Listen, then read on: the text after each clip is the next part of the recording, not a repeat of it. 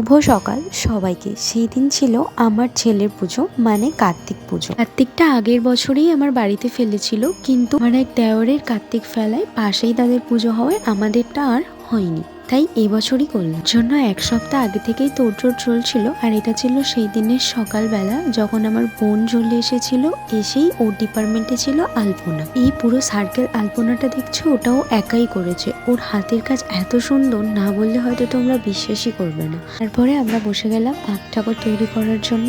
মা ছেলের আখ ঠাকুর তৈরি করবে, এটা আমার বেশ ভালো লেগেছে। না, শুধু আমি করিনি, কারণ আমি এটাতে একদমই পটু নই। আমাকে হেল্প করেছে আমার ওই মিষ্টি বোন, যার হাতের কাজ অসাধারণ। ওই বেশিরভাগটা পুরো কমপ্লিট করেছে। এই হচ্ছেন ম্যাডাম, যিনি এটা পুরোটাই অর্ধেকটাই করে দিয়েছেন।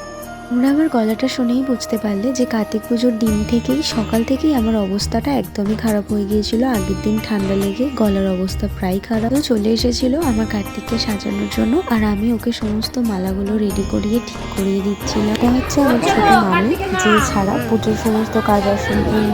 সে বেলপাতা মালা তৈরি করছিল আর আমাকে জিজ্ঞাসা করছিল। এতক্ষণ পরে আমি আমার লুকটাকে দেখানোর টাইম পেলাম, কিন্তু আলোটা এমনই বাজেভাবে ছিল যে আমাকে বোঝাই যাচ্ছিল না কেমন লাগছিল। ততক্ষণে সবাই চলে এসেছে। আর এই হচ্ছে আমার বোন। আরে ফটোগ্রাফার তোর জন্য তো আমি রেডি করে রেখেছি। দেখো কাণ্ড, সে সেজেছে তার একমাত্র কারণ হচ্ছে তাকে ভালো করে ফটো তুলে দিতে হবে। তো সে ফটোগ্রাফারই খুঁজে পাচ্ছে না। আর এদিকে ঠান্ডায় আমার অবস্থা এতটাই খারাপ হয়ে গিয়েছে, ফটো তুলে দিয়ে আমি রীতিমতন কাঁপছিলাম।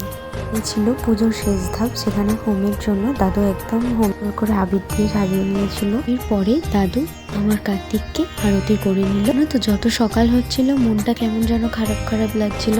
পুজো ব্যাপারটাই খুব ভালো লাগে, হঠাৎ করে চলে এলেই যেন কেমন চলে যায়। তার উপর আমার ছেলের পুজো বলে কথা। পুজোটা করতে হয় 4 প্রহরে 4 বার। 4 প্রহর পুজো করার পর লাস্ট পুজোটা করতে প্রায় 5টা বেজে গিয়েছিল। পুজোতে তোমরা অর্পিতাকে দেখতে পাওনি, তার কারণ অর্পিতারও আমার সঙ্গে কার্তিক দিয়েছিল, তাই অর্পিতাকে আর তোমরা কেউ দেখতে পাওনি। যাই হোক, পুজোর শেষে এই সুতো কেটে দেওয়ার বিষয়টা বেশ কষ্টকর। ঠাকুর চলে গেল, যখন এই সুতোটা কেটে দিয়ে ঘট আর ঠাকুরকে নাড়িয়ে দিচ্ছিল, তখন আমার গায়ে সত্যি কেমন যেন কাঁটা দিয়ে উঠলো। সত্যিই বোধহয় আমার ছেলে চলে গেল।